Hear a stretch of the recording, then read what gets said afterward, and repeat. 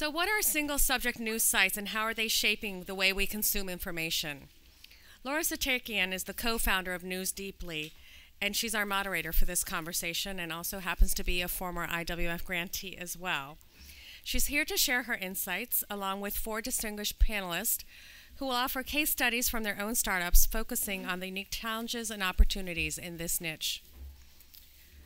Lara's first platform, Syria Deeply, was dubbed by Time magazine the future of news, and as she described it, the internet has created a space for new communities of interest, surfacing micro audiences around many of the same issues that have disappeared from the mainstream press.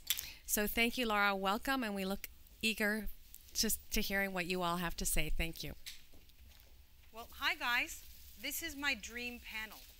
And I'm so grateful that we got to put it together. I know there are other sort of incredible single subject news entrepreneurs in this room, including one right there, and would love to sort of become the conversation about this over the course of the hour.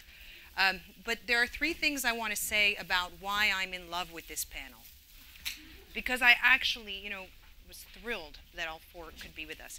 One is that I do run a single subject news startup called News Deeply. We operate Syria Deeply, Ebola Deeply, and we're now set to scale to many more Deeplys where we think there's a gap in the mainstream coverage of something. But the 4 women on this panel came way before me. They are what I would call the OGs, the original gangstas of single subject news. And that's not lost on those of us, I think, who often find ourselves building on what came before.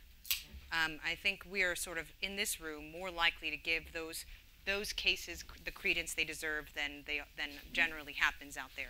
Second reason I'm in love with this group is that I wrote a study, a forthcoming report coming out of the Columbia Journalism School's Tao Center for Digital Journalism, called the Startup Newsroom, where we looked at many single subject news sites, including the ones on this dais. And what we found is that single subject news is really a proxy for startup newsrooms. So many new startups begin with what the individual journalist feels is the thing missing and the thing that they know. So this whole journey of the single subject news startup is a proxy for the startup newsroom and the startup news outlet trying to make itself viable in 2015.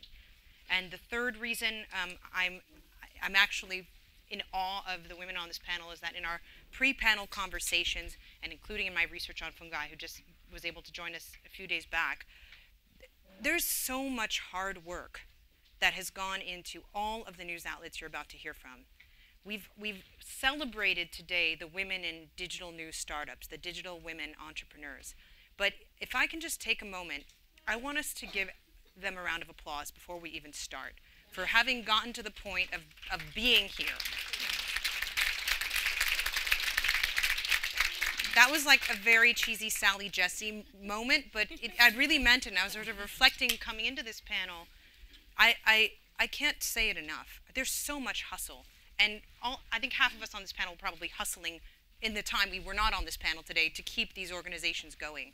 So I really wanted to recognize that. So we started with a round of thought questions to our panelists, and I'm going to let them each introduce themselves with the first question I asked them to reflect on, which is, what was missing that you felt the need to create, topically, but also in terms of a delivery system, a community, an experience? What was missing? So, tell us about you, tell us your genesis story, and what was missing that you felt the need to bring together. And let's start with Juanita. Well, thank you. Thank you for the applause before deserving it. Hope to deserve it at the end. Well, basically, I felt that in Colombia, what was missing was information about how power was exercised. I think that if you are a powerful person in Colombia, you choose what is said about you, how it is said, and what is not said about you. And I just felt that I really wanted to explain the power works, the behind-the-scenes ways in which the powerful in Colombia operate. So that's why I decided to create La Silla Vacía, which means the empty seat. And so far we've been up for 6 years, and so far I think we have relatively accomplished that goal decently. Laura? Hi, I'm Laura Amico. I started Homicide Watch first in Washington, D.C., now also in Trenton, Boston, and Chicago in partnership with universities and news organizations there. We're spreading across the U.S., believing that better crime coverage comes through more context and involving communities in the coverage that we do. This started because, frankly, I was unemployed, which is really the best Genesis story, I think. There was a very real need. I had recently moved to Washington, D.C. when my husband was hired for a position there. I had been a crime reporter in California, and I loved my work, and I wanted to continue doing it. There wasn't an opportunity in 2009 to do that work in the existing news organizations that I had thought of in Washington, D.C. And yet, because it was work that I loved to do, I was following the ways that these stories were being covered in my neighborhood, which is a neighborhood that was impacted by homicide. On my walk to the metro in the mornings, to my different freelance assignments, I'd pass by different memorials of teddy bears and vodka bottles, candles, etc., and wonder who the people behind those memorials were. If I was standing next to the mother of the victim or the suspect in line at CVS, and realizing that there was a very real chance that I was, and that I needed to know those stories about my neighborhood. More than that, I needed to know how the criminal justice system was working in my neighborhood. I started with a WordPress site that I set up myself with absolutely no technical skills. It was very ugly. But we quickly transitioned, first myself and then my husband joined me on the project, into this new form of journalism called structured journalism, which takes the daily beat reporting, those crime beat briefs that you read online or in the newspaper, and says, what is the data that we can take from these?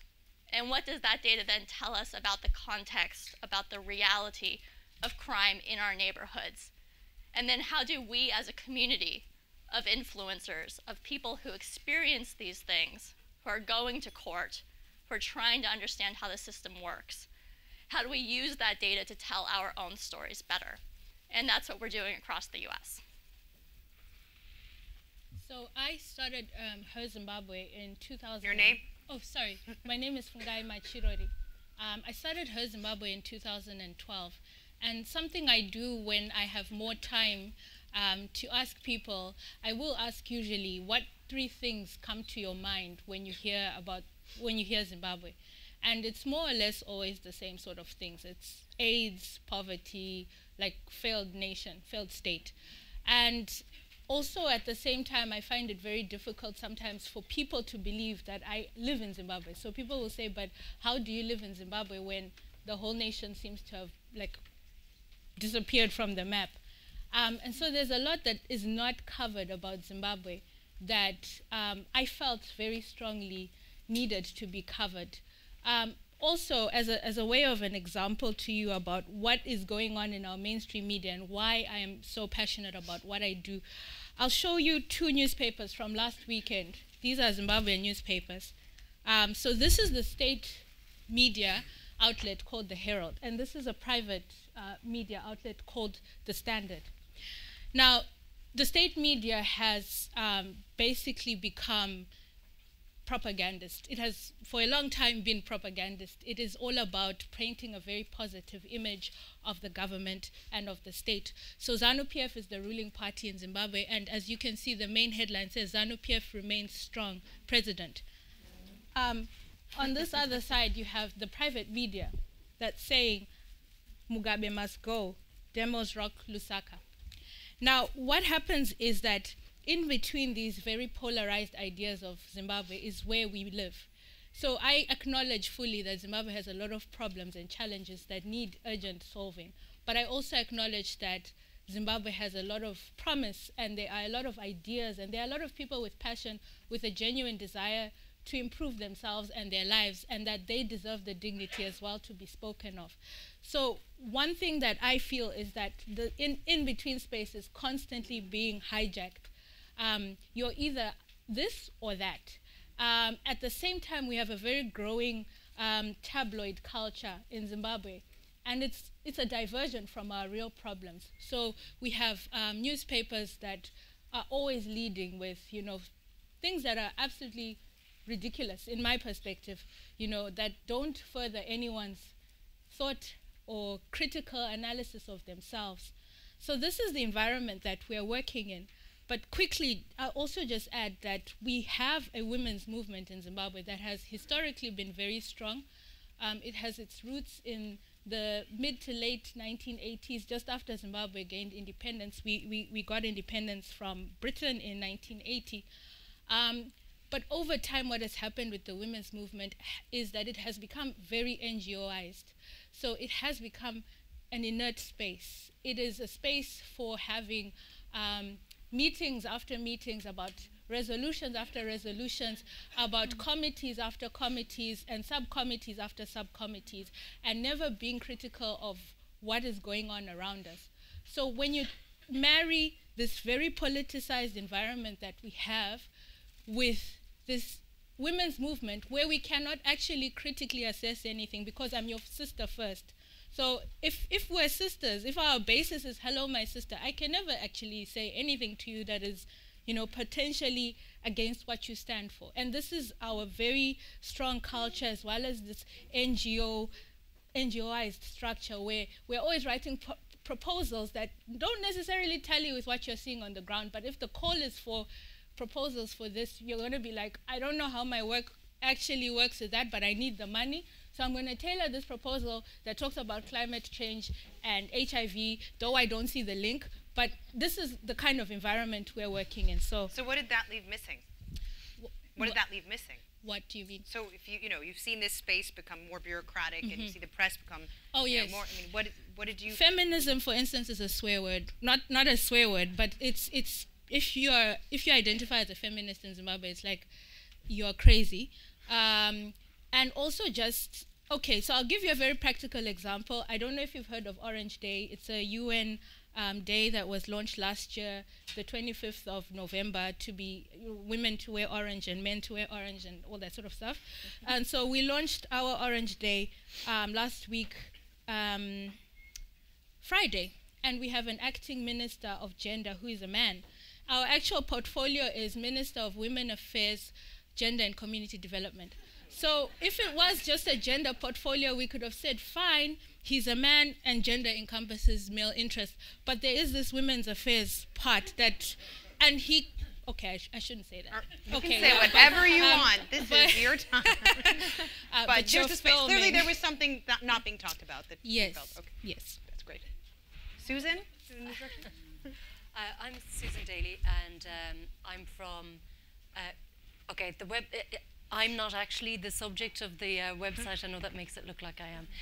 What's more important there is the read, share and shape. So TheJournal.ie started in late 2010 in an Ireland where online was, it was there or thereabouts, but news was very much owned online by the legacy media that was already there, and that there's very little difference possibly between some of the outlets, and there's quite a monopoly by one guy in particular who's been buying up a lot of stuff.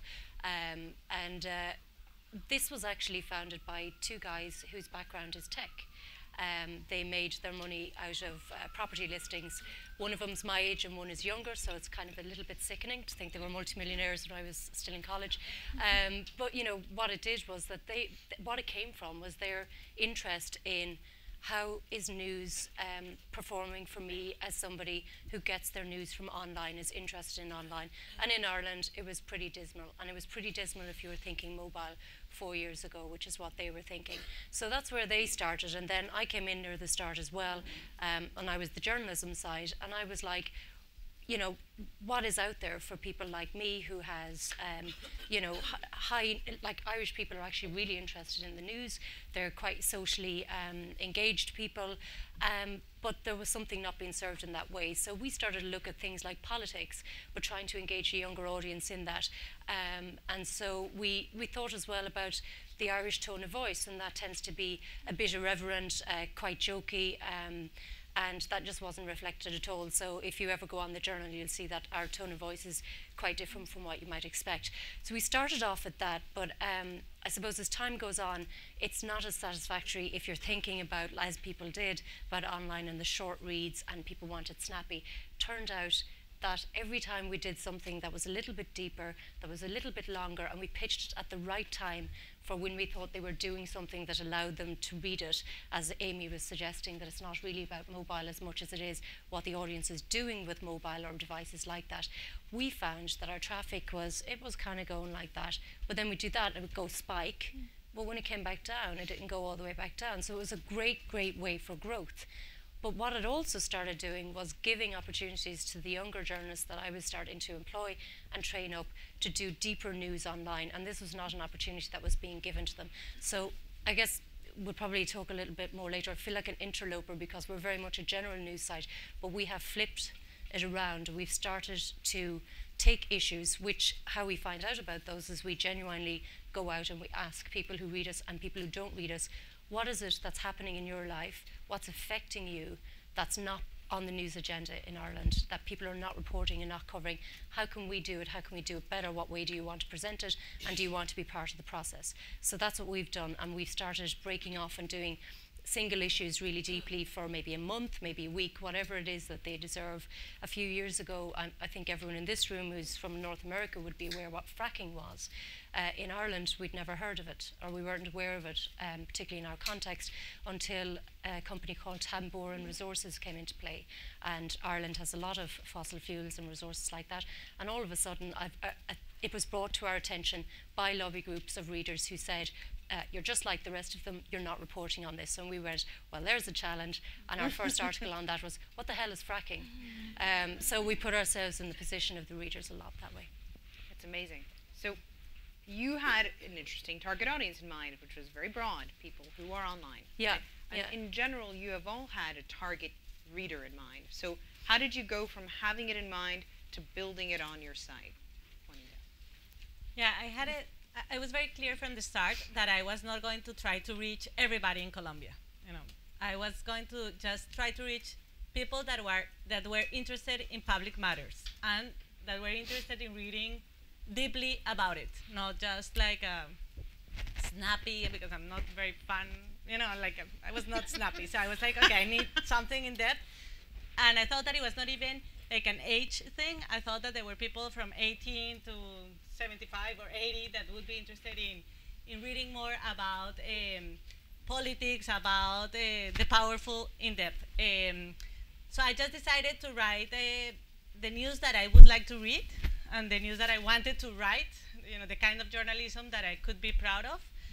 And I was like crossing my fingers that there would be more people like me wanting to read it. And actually we found that there were. And I'm always surprised by the kind of people that read us, because if you read the comments, you feel, okay, these are really like, most of them are like young left-wing activists.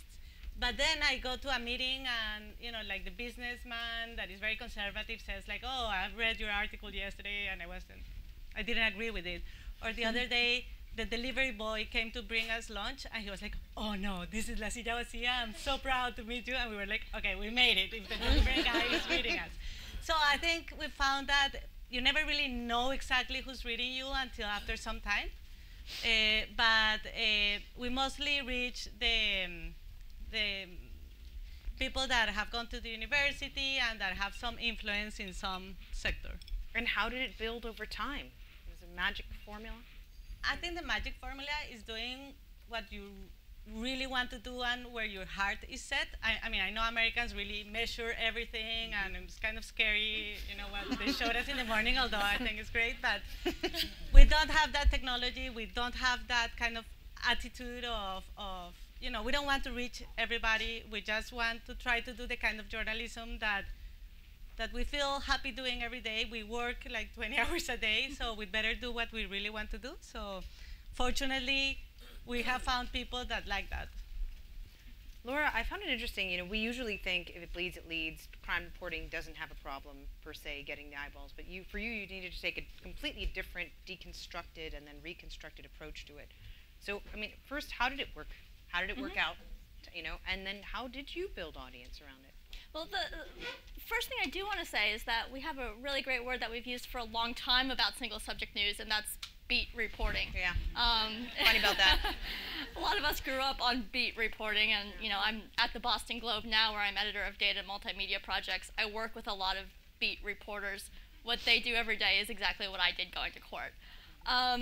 So we do have a history of this in the newsrooms. The difference that I think we're talking about today is the platform and the audience.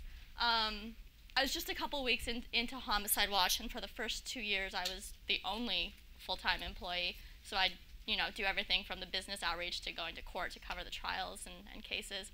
And I was sitting in the back of the courtroom, and there were a couple teenagers in front of me, and they were on their cell phones, of course, even though you're not supposed to be.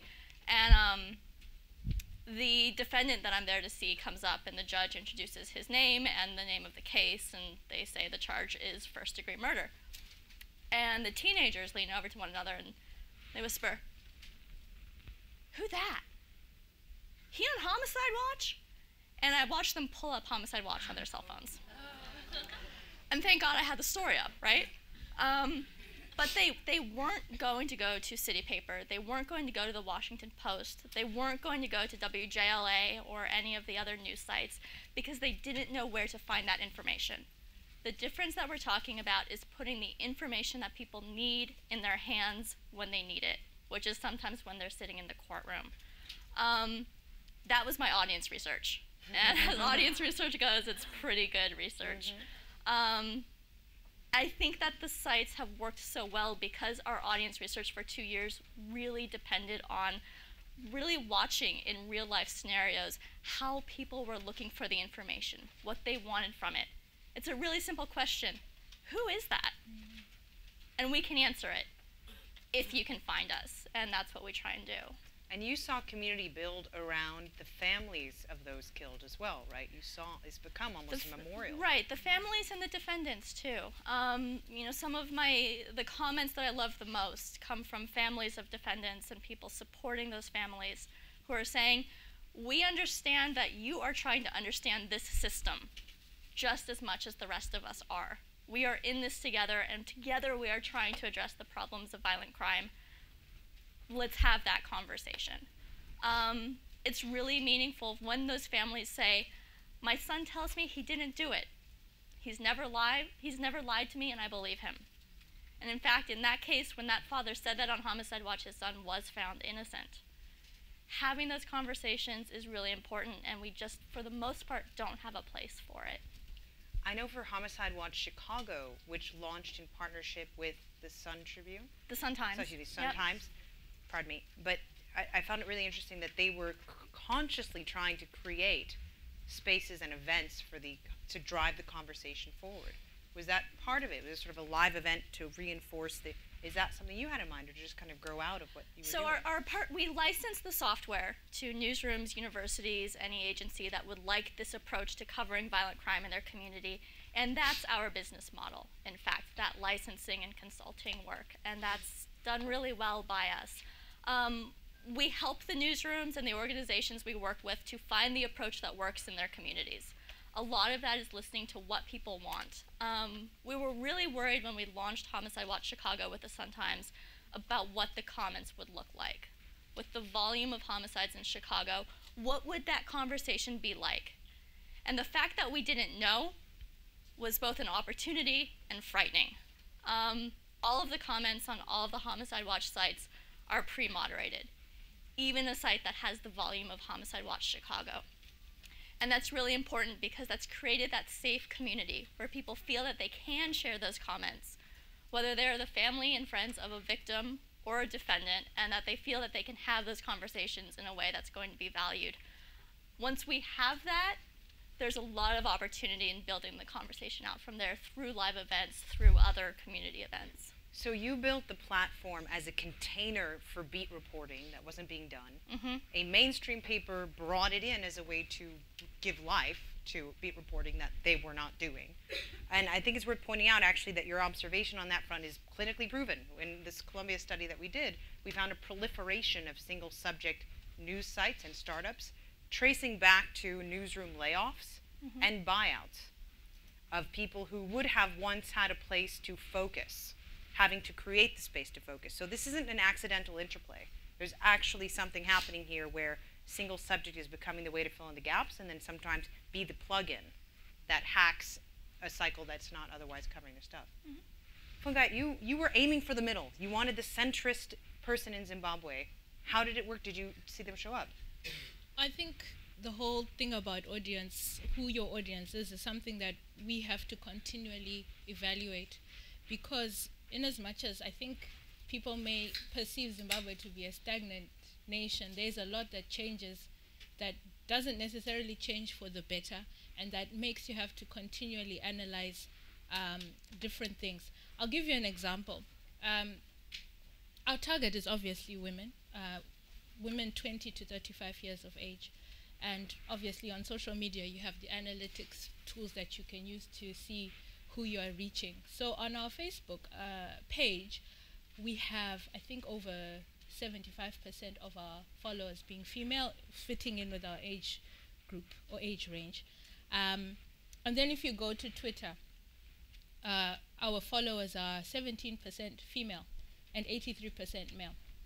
So we have started doing tentative research, and I would shamelessly ask if anyone is interested to collaborate with us on that. We are thinking of doing a bigger research into finding out the reasons why women are not on Twitter as much as they are on Facebook. But we have come up with some preliminary understandings of this. Twitter being a very, short, brief, on-the-go platform, some of the people we spoke to felt it was intimidating to them. They didn't really understand how to use it, and since it's a lot news-oriented, and the news doesn't cover women's interests to begin with, then you're like, why am I here? I can't really find myself in all these tweets and retweets, so I'll just stay out of it.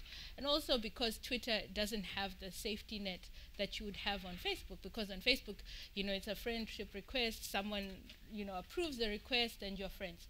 But on Twitter, unless your account is private, anyone has access to you, and that intimidates a lot of people because anyone can then criticize you or critique what you say. So we have those issues that are happening, but then they stem from a bigger problem of how the media is not reflecting women to begin with. You've talked about beat reporting, and that's something definitely that we have in Zimbabwe. But the beat for women is just women, like I'm the women's reporter or I'm the women's editor. But what is covered in women's issues is very parochial. It tends to be, style of the week, hairdo, how to, what the latest weave is, and that sort of thing. And I've always felt on the periphery of those conversations. I'm not very much into fashion style and all that. I like to read things that make me think. I like to believe that other people like to think about these things, but that it's a very unfortunate situation in my country, of which I totally acknowledge my privilege in that I get to go out a lot and I get to see Zimbabwe from multiple angles and perspectives. So I get to see it when I'm there, and I get to come out and I get to have an assessment, which is not the norm in Zimbabwe. Most people are just living in the space and living and seeing what they're seeing as they go. So the audience research continually shows that, or what we get or gather from what we can see in our analysis of our local media, is that what we're doing is actually not catered to the Zimbabwean society, because we are living on the polar opposites of them and us. And then we have this very inert women's space. And then you're trying to get people to think about things that they don't feel they need to think about because it's not bringing me money. It's not bringing food on the table. People are in survival mode. But I believe strongly in documenting and writing for posterity's sake. We do have the evidence that people do read our content. But again, we have this issue of a lot of migration of Zimbabwe's population. We are a nation of 13 million. But I think latest statistics say 4 million people live outside the country, and it's because of the socio-political decline in Zimbabwe.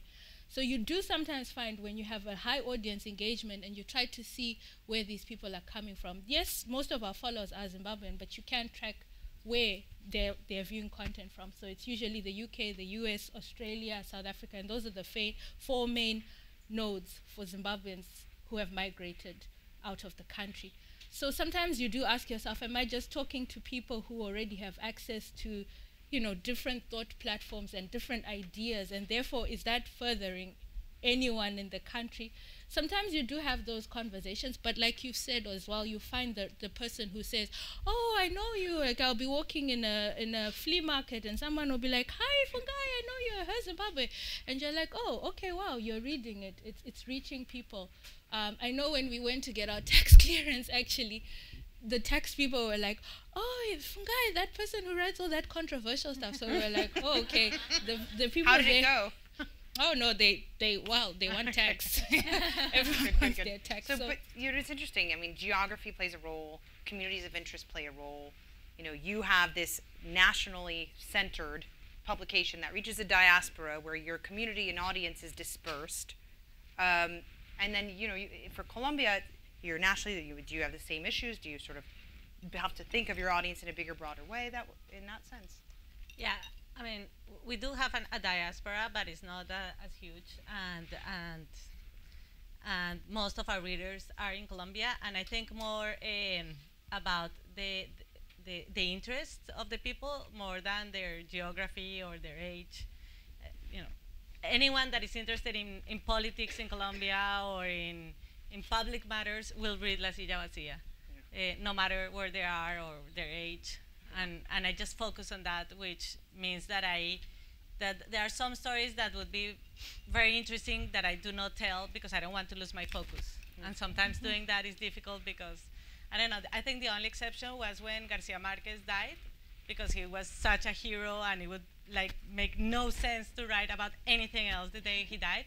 So we just put like a beautiful picture of him, and when people opened the article, it said Mierda, which was like the ending of a great book of his, which means shit, and that was the story. You know, that was the only time. That was the only time that we wrote something that had no connection to politics. Creative format. Exactly. So, well, we have to break for questions, and we haven't even gotten to the money question. So, any questions or comments in the crowd before I put the money question out there? We all want to know about money. We all want to know about money. Wait up for the mic and just introduce yourself to it. Oh, that's not the mic. Apparently.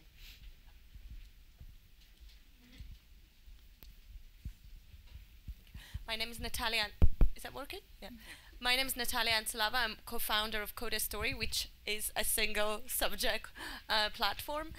It's a question for all of you, Lara, yourself included. How, given that the audience is always niche, how do you measure impact? Do we want to pair that with the money question, perhaps? So you guys want to talk about impact and sustainability, because I do think they're often tied.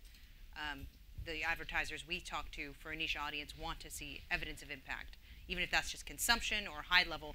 You know, they want to know if we're saying that diplomats wake up to Syria Deeply, they want evidence. So impact and monetization end up being tied when you serve a niche, especially when you decide not to put up a paywall. So that's what I have found.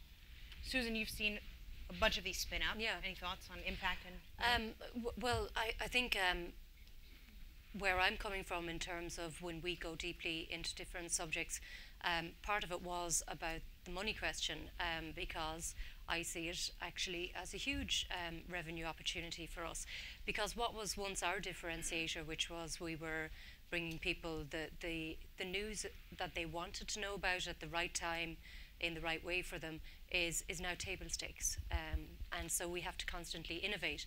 And so for me, that was part of it, was like, what are the niche audiences we're not reaching, or what are the niche interests of the larger audience that we already have that we're not reaching? So we used a lot of data and kind of focus groups and stuff to figure that out. But the other thing about that is, if you are hitting pretty much all the people in that niche, and you have a brand or an organization who also wants to speak to those people, then you go to them and you go, I'm thinking about running you know, a month-long focus on, for example, what we're looking at next month is the funeral industry in Ireland. Irish people are really, really good at death. They really enjoy funerals. We're not sure they're so good at the dying part, so we're making that part of it as well, about social services and, you know, supports for families, you know, the anatomy of somebody dying, what happens there. But the funeral industry is one of those non-recession hit industries in Ireland, and you should see the price of a coffin, and you should see the price of a wake. So when we were thinking about this, what I'm doing is finding out where I feel it will have impact because it hasn't been covered before, and then I'm selling it in advance to what I consider, we've turned down partners, by the way, because you can't betray the trust of your audience when they eventually see this go up and then they see the content is sponsored by someone you think has caused the problem. Yeah, give us a fictional example. So say the funeral industry one that we're planning to do, we actually have a partner in mind who's the Irish Hospice Foundation, who have an awareness budget, and so we're working on them with them as well, because they're great content help for us about what's missing. We, for example, wouldn't allow the Vintners Association of Ireland, i.e. the people who run the pubs, to be a sponsor of this, because alcohol-related deaths in Ireland is so high. So, you know, there's something around being in editorial and being involved in the revenue side that actually is not dirty at all. It actually allows you to push your journalism in the way in which you want it to go. You know, I honestly, when people think about previously in the Chinese wall between them and the silo between them, and I still get this in Ireland when I'm talking to other news organisations, like, oh, you're involved in the business side. Well, yeah, are you not? You know, do you not want to know what's happening? And it's a big help in that way. But on impact as well, so, you know, we'll have metrics, and obviously with online, we're so lucky that we can break down who's reading at what and when and how. And the advertisers want to see that. But we also have, we tend to set up with these big things what we call OKRs, which if anyone has worked in a tech company like Google or whatever, objectives and key results, people, they use that for tech projects and so on. We apply it sometimes to projects, journalism projects, where you go, what are our objectives in doing this? Because it allows you to keep your eye on the ball about you know, why you're actually doing this subject, and then you have some key results that you want to hit at the end of it. So for example, we did I'll wrap up, but we did a project on homelessness in Ireland, which was kind of aimed at commuters, because basically in Ireland people are walking to work in the urban centres and they're stepping over sleeping bodies, and people are talking about it and saying, oh, it's terrible, the government doing nothing about it. It's not just a government problem, it's actually got so many factors. So we did a big series on that, and got a tea company to sponsor it, because they liked the idea of tea being associated with a moment out of comfort of somebody listening to you being associated with this, which goes to show there's no such thing as a subject that's not sexy for a commercial. But one of our key results in that was the budget was coming up, and Ireland is just about coming out of serious austerity budgets, and we wanted this to have an impact in Parliament, and we wanted it to be raised, and it was raised through some off-platform projects we did, including a thing called homeless postcards, which if anyone wants to ask me about later was really cool and interesting, social media sharing thing, and it was brought up in Parliament 3 times by 3 different parties, one of which was in government. And we're not saying the impact was the extra 15 million that was allocated to dealing with homelessness in Ireland, but we think it can't have hurt. So we have, I think if you can set out what you want to do with it and what things you want to hit at the end, be that revenue, or you want certain people talking about it, that's how you go about it. Ms. Green at Chalkbeat, would you like to share a little bit about your experience with this, measuring impact and monetization? Oh, okay. So who's going to tweet you? No, I'm happy to do that. Just we have thought a lot introduction? about... I'm Elizabeth Green, the co-founder and CEO of Chalkbeat. We're a single-subject news organization that covers education in 4 local communities, focusing on high-poverty communities. And as a nonprofit, key to our revenue has been proving to our philanthropic partners that we're having a social impact. And so also key to achieving our mission is learning which of our stories are having a deeper impact than others, what types of stories, what topics. So we've built a system internally to measure this by first coming up with a framework for defining what we mean by impact. So we think that journalism matters because it helps inform decision-making and conversation. So we don't think we can prove causality, that we wrote this story, therefore bars closed down and alcoholism was eliminated from Ireland. But we do think that if we can add information to a decision-making process that we know as human citizens is going to involve information anyway, but if we can make that information better, make it draw more from the reality on the ground, then as reporters we've done our jobs. So how can we measure whether we've done that? We look for evidence that it's happening, like the little impressions that indicate a deeper kind of impact. So one kind of evidence is our stories being picked up in the conversation, right? I think we can all use this. If our stories are republished, if they're cited, if a policymaker or a lawmaker names our reporting as they're creating a commission or challenging a law. Also, if we survey our readers in the focus groups that you all are talking about and they tell us, yes, we use your stories to inform our decision making. And so that's our approach. What are some of the traditional and kookier ways that you have made money for Chalkbeat's subsistence? You know I know the answer, that's why I'm making you talk to it. Well, I'm not sure which one you have in mind. Well, I think fascinating that you use your community as a job board. Oh, right. And, I know, marketplace. Yes, right. So besides philanthropy, we also sell sponsorships on our different properties, and that has been a growing source of revenue. Now we're at 15% of our costs covered by earned revenue, and I don't think a jobs board is kooky at all. I think it's what every for-profit media company is doing, saying, okay, what is our asset?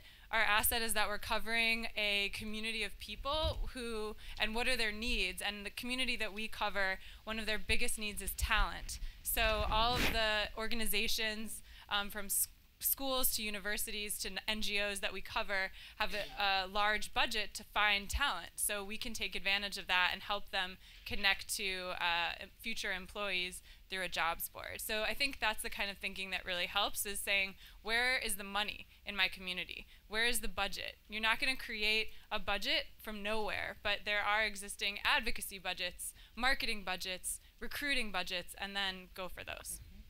Fascinating. Over here. Hi, I'm Sarah Glenn. I also work at Chalkbeat. But I have a question for you guys, and that I'm wondering how you think about your audience, and if you kind of drill down to, okay, someone who's interested in politics or someone who is a woman in Zimbabwe, do you go deeper than that? And do you write for those specific niche audiences within your niche audience?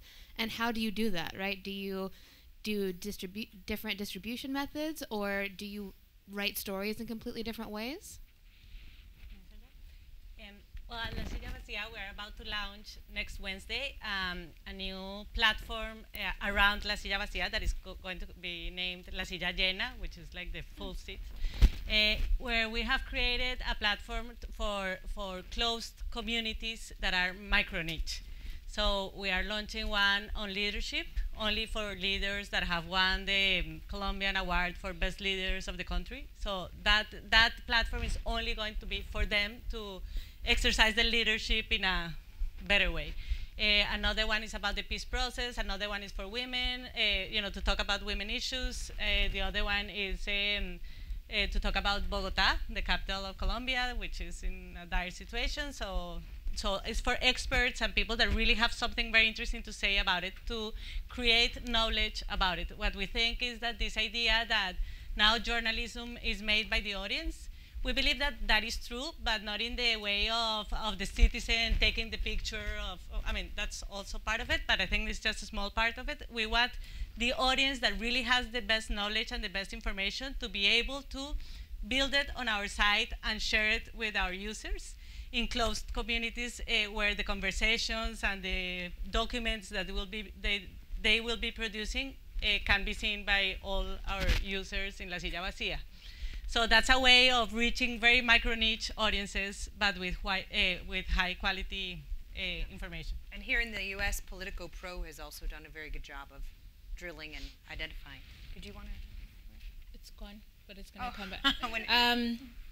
No, it's gone. When you just tell us when it comes back. Yeah. Mr. Jarvis, Professor.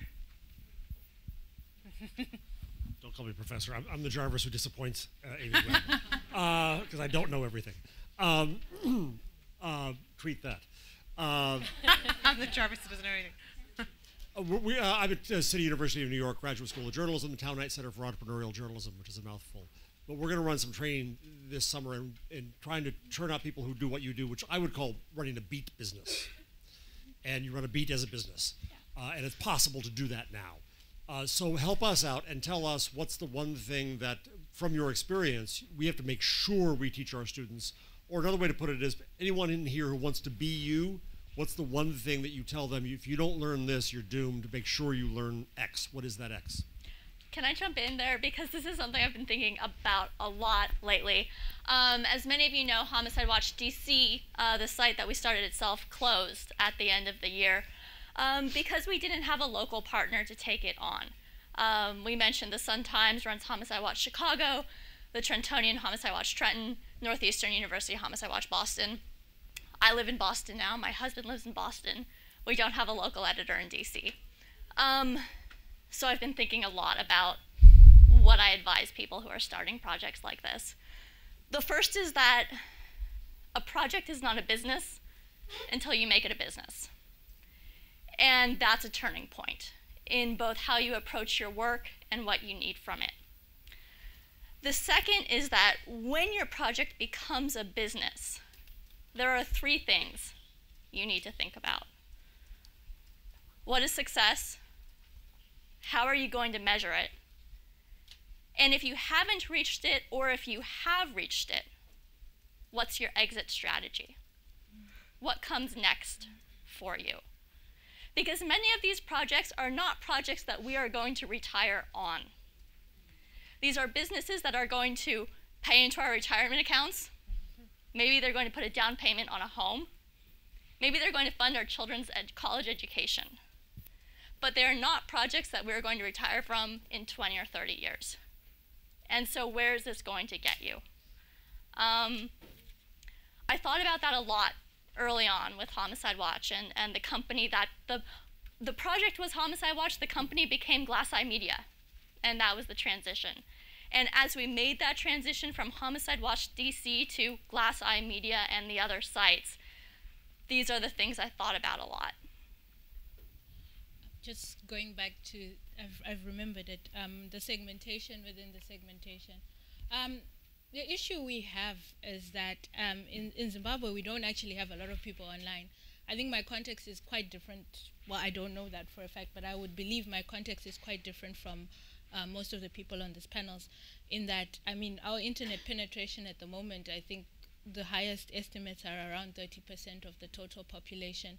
And there is no gender disaggregated data, but we believe that of that 30%, I don't know, a very small population would be female.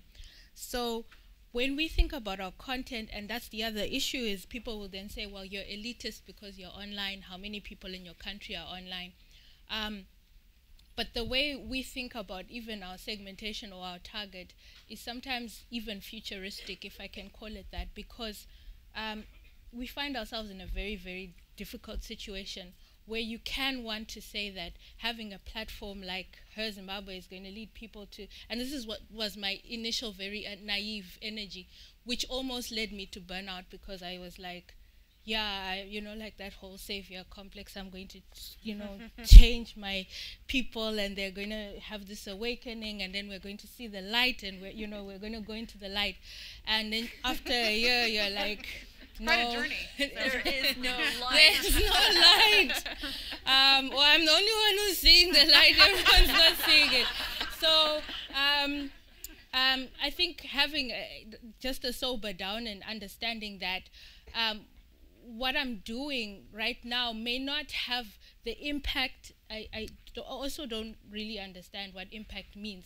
I may not have the impact now, but I do it for posterity's sake. I do it because when I studied the women's movement in Zimbabwe, someone else documented it. So there were people in the 80s and the 90s who were doing that work. Things got really bad. Our sectors just became very inert and people moved out of that sector. So I see it as, well, if I don't do it now, then who is going to read this 20 years from now and be able to gather some sort of understanding of what other things we were talking about besides politics and witchcraft, which is, I mean, the scandal, the newspapers, the tabloids love witchcraft. And you're like, what was going on besides that? So I look at it in terms of posterity, but also in terms of segmentation. What we do besides run the website is that we do trainings with women. So last year, and we only really started full-time in August, but Her Zimbabwe started in 2012. But my business partner and I would just every Friday dedicate Friday afternoon, because I didn't really have a full-time job, so I could do anything anytime, but she worked. She only had Friday afternoon. And our first trainings were with women in the women's movement, because social media, new media in Zimbabwe, it's again another swear word. It's like, oh, what are we talking about now? There's a lot of fear in the women's movement to understand and interact with it. So we started with this group of women. There were about 7 of them. They worked with different women's organizations in Zimbabwe. And we started from, what is Twitter? How do you tweet? How do you set up an account? Please don't have an egg as your profile picture after 2 weeks, otherwise no one is going to follow you. And, you know, all sorts of things that we taught them. Do you know about algorithms? Do you understand how, you know, how you get new likes, how you get... So you created your audience. So that's in a way, it. that's the Jeff Jarvis summer student. It's about, in a way, cultivating your audience. If you don't have the audience, you have to create it. Juanita? I think one advice is that if you don't have one person completely obsessed about that topic is not going to happen. So at La Silla, we were like, I was completely obsessed about the news, and my partner was completely obsessed about creative.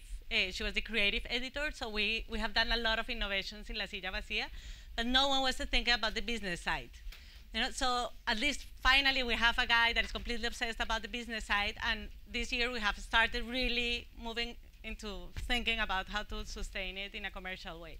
So my advice would be, if you think something is important, put someone completely in charge of that topic. Otherwise, it won't happen. Yeah, that's really good advice, because we you know, we're only 4 years old. We have 45 people now, 30 of which are editorial and reporters. But the other 15 are so important because we only have a sales team for the last 18 months, which is kind of hilarious. You know, we reached a certain, we did want to reach, and here's the dirty word again, Amy, sorry, scale. We wanted to reach a certain critical level so that we could tell people that, yes, you should spend part of your digital spend here with us. We have 25% of the Irish adult market, you should be. But after that, it was like, we were all jack of all trades. Now, we still all are kind of jack of all trades. We don't have a marketing person. We've never, you know, had advertising outside of the kind of organic social media stuff that we've been doing. But you do need eventually, like that, you need to find people who are passionate about the exact areas. But the other thing is that actually, say I'm the person who's really passionate about certain things. So that homeless thing I mentioned, we set up a special homeless account, and we were tweeting out postcards that people who were homeless had filled out for us, that we'd given them. We'd send people out to meet them on the streets and in shelters, where they answered questions like, what one thing do you wish people knew about you that they don't? One guy said, I'm incredibly kind, and nobody ever gets to see that because I have nothing to give them. That's how I feel. We tweeted out things like that, and they had a huge reach. But the thing was, I was so passionate about it, I didn't want anyone else, like, I was worried that we wouldn't do it enough, that it wouldn't go out at the right times, we wouldn't be tweeting right.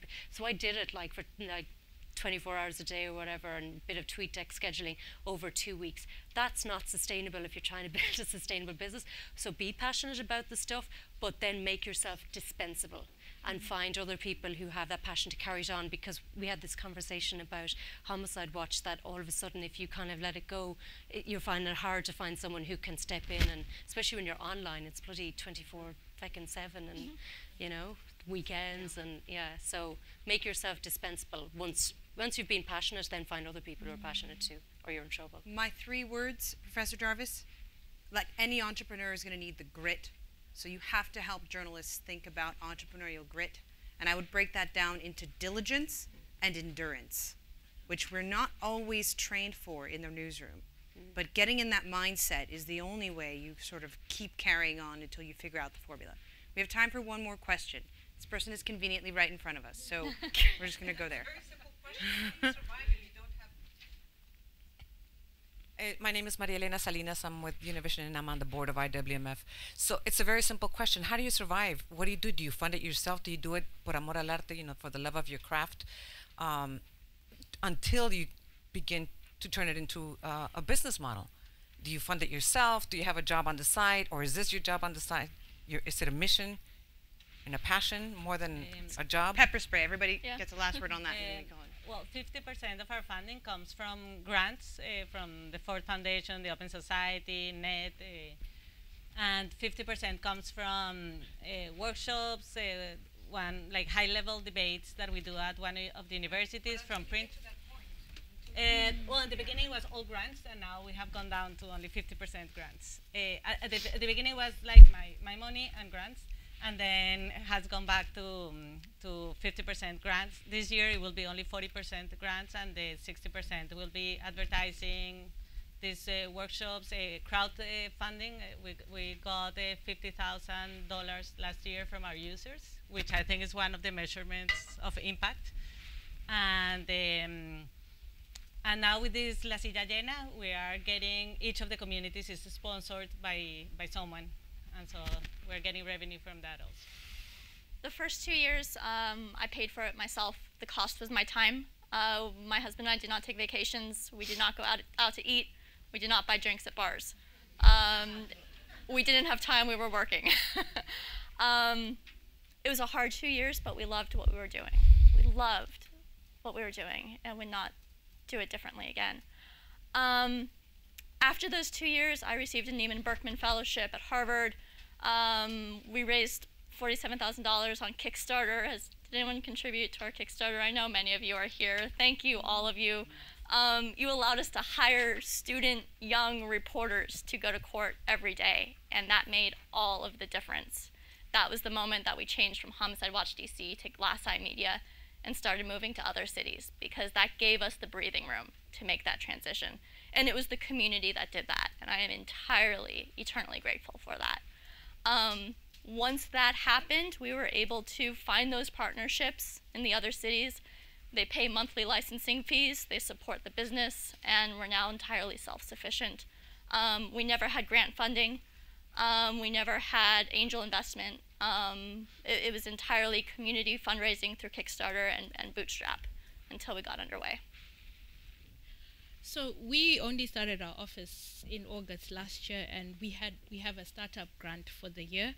We've also had different small bits of funding here and there, but we started our work in March 2012, and I was thinking about it as I was leaving last night, that it's 2 years ago, 2013 January, that I decided I couldn't do it. I really was like, you know, I had headaches that went from one side of my head to the other side. You know, people continually told me, Fungai, you're a very talented person, you're wasting your time, you know, why are you doing this thing? It's just, it doesn't make sense. You know, people you try to work with in the beginning, they don't understand what you're about or what you're trying to do, and they, you know, also lose patience and they fall off. But what kept me going it's always just been that one person. You know, at that point I was telling someone, I was like, you know, I'm done. I'm just gonna stop doing this. It's just not worth it. It's not working out. And she just said, fine. And then she called me back later and she just said, but you can't. You know, if you're passionate about this, don't let what anyone is telling you or what they're not seeing affect you, because one day you will regret it and you'll say, why did I listen to those people? I think for me, it's always been about the personal relationships I have and people who believe in me and who really see something when I'm seeing it. So they keep me going. And also just for me as a Zimbabwean, from a very difficult country, but it is my country. I have a real passion for my country. I'm very saddened by what is going on to the people in my country. It breaks my heart all the time. And I just feel that if I don't do something, who is going to do it?